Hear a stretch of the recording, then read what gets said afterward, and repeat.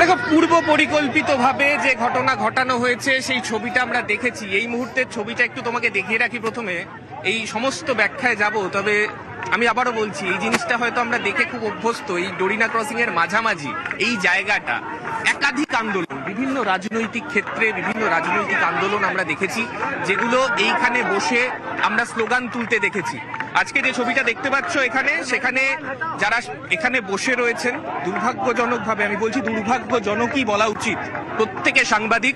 তারা প্রত্যেকে এইখানে বিভিন্ন স্টোরি কভার করতে, তারা প্রত্যেকে এই তারা নিজের স্লোগান তুলছেন। কেন?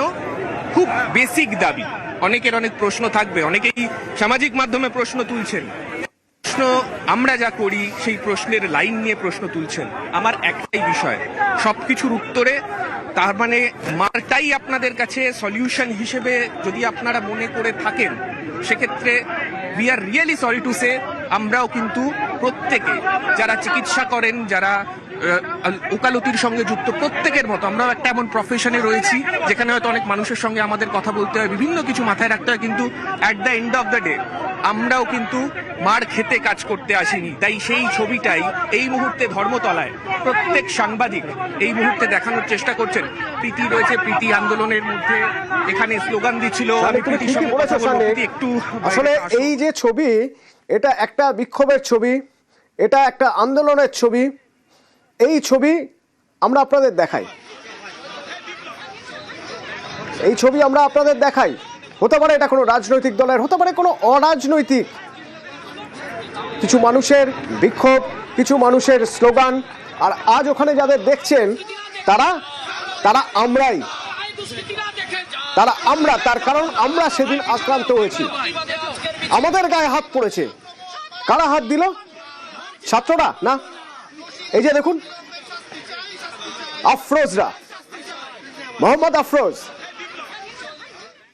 এই মোহাম্মদ আফরোজ যখন আজ ঘটনার পুনর্নির্মাণের জন্য তাকে নিয়ে যাওয়া হলো ওই ধর্মতলায়, সেখানেই তখন সে বলছে না, সেদিন সে ছিল না। এ দেখুন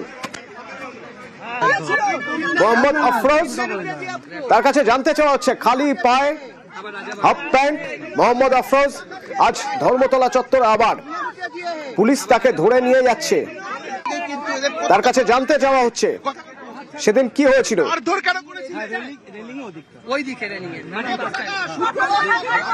আমাদের সেদিনের ছবি বলছে আফরোজ অমিত সরকারকে যখন মারা হচ্ছে সে সময় অমিতের কাছে সেখানে আফরোজ ছিল।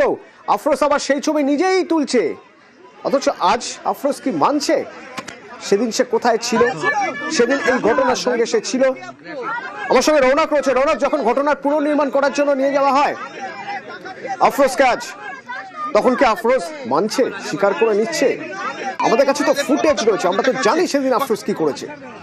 আজ আফরোজ কি মানতে চাইছে?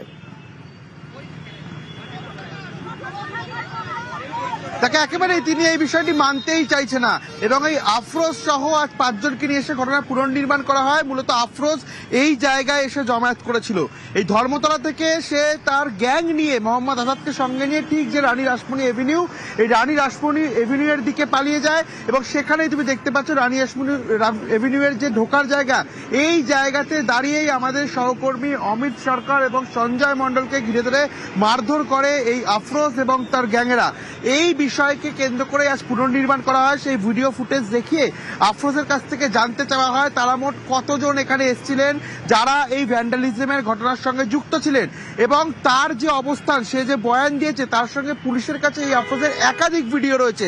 সেই ভিডিও খতিয়ে দেখা হচ্ছে আদতে এই আফরোজ, মোহাম্মদ আজাদ এবং তার যে একটা গ্যাং যারা এখানে জমায়েতকারী হিসেবে এসেছিলেন, তারা কোথায় গিয়ে এই মারধর করে। কারণ এই একটি ঘটনা নয়, বিক্ষিপ্তভাবে তারা এই মিছিল শুরু হওয়ার পর থেকে এই মারধরের ঘটনা ঘটিয়েছিল, ভ্যান্ডালিজম করছিল। সেই জায়গায় দাঁড়িয়ে আজ আফরোজকে নিয়ে এসে ভিডিও ফুটেজ দেখিয়ে তার বয়ান রেকর্ড করা হয়।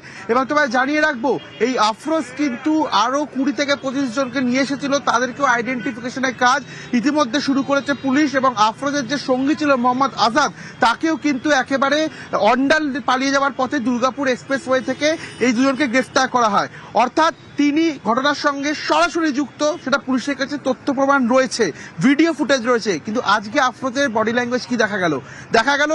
গাড়ি থেকে নামার পর থেকে কোনো রকম কোনো প্রশ্নের উত্তর দিলেন না, এবং তিনি যে এই ঘটনার সঙ্গে যুক্ত, তিনি যে মারধর করেছে সেটা তিনি অস্বীকার করে যাচ্ছে। কিন্তু অস্বীকার করে কি হবে?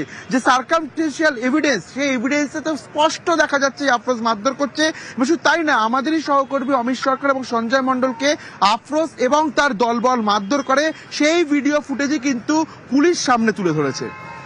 মোহাম্মদ আফরোজ সেদিন ক্যামেরায় জল ঢেলে দিয়েছে, সেদিন মারধর করেছে আমার সহকর্মী অমিত আর সঞ্জয়কে।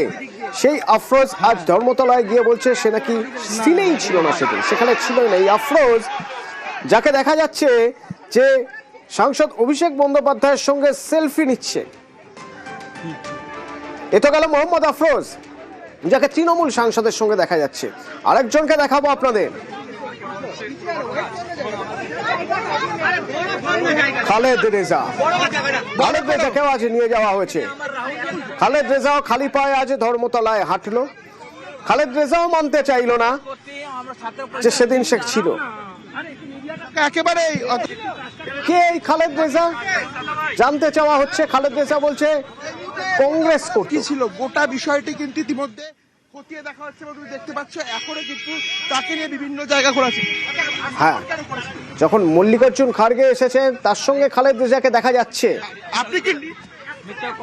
আপনি কি খালেদ রেজা যা যা পোস্ট করেছে সোশ্যাল মিডিয়ায় দেখা যাচ্ছে, হ্যাঁ সে কংগ্রেস সমর্থক। কিন্তু সেদিন সেখানে কি করছিল তাহলে? সেদিন কি করছিল সেখানে? নির্দিষ্টভাবে কি তাকে সেখানে পাঠিয়েছিল, তাকে বা তার গ্যাংকে কেউ সাংবাদিকদের মারার জন্য? প্রশ্নগুলো তোলা থাকলো।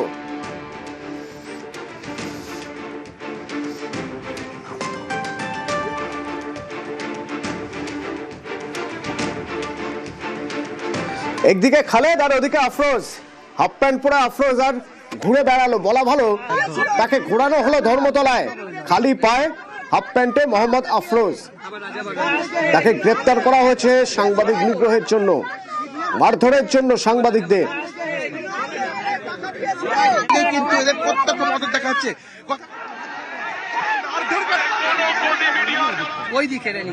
আজ কিন্তু আফরোজ মানতে চাইছে না সেদিন ছিল, অথচ ক্যামেরায় যে ধরা পড়ে গেছে আফরোজ।